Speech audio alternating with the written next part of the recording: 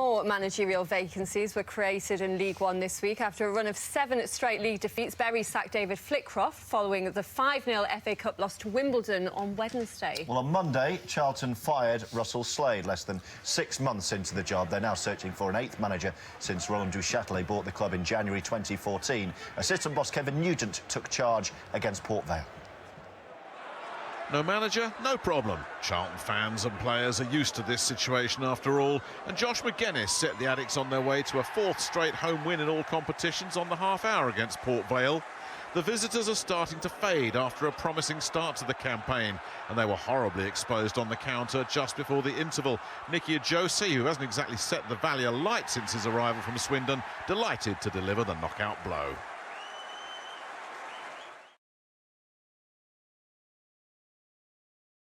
So let's take a look at the table then. Chesterfield stay bottom while Shrewsbury are 2 points better off.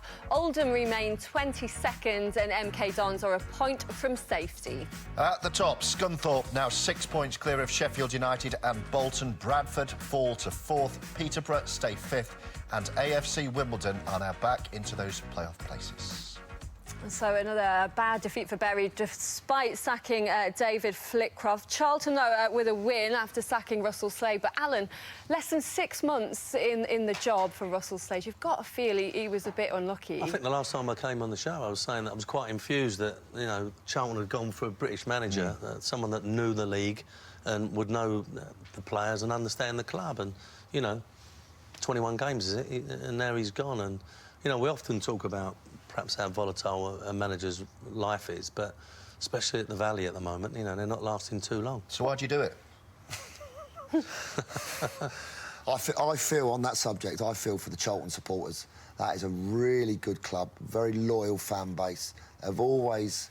since you were there, Al, you turned that place round and got it going again, didn't you, when it nearly went bust? And to see it going back that way now, I don't know what the owner's doing. And who would even think of going there to manage that club? If you're out of work, you hope for that chance.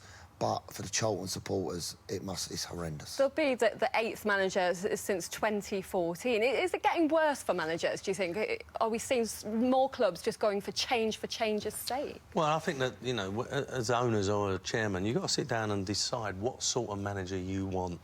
Not who's available and who's out there and perhaps who's just been sacked.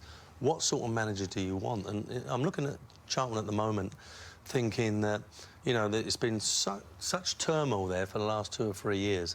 They need something to settle them down. And I thought Russell Slade might have been the one. And perhaps he would have been if he'd have been given a bit of time. But apparently, you know, if you lose 3 or 4 games over there at the moment, you're in big bother. It needs to come with a health warning, doesn't it, Martin? So much choice as well. Do you want a Martin Allen or do you want a Steven Gerrard? You know?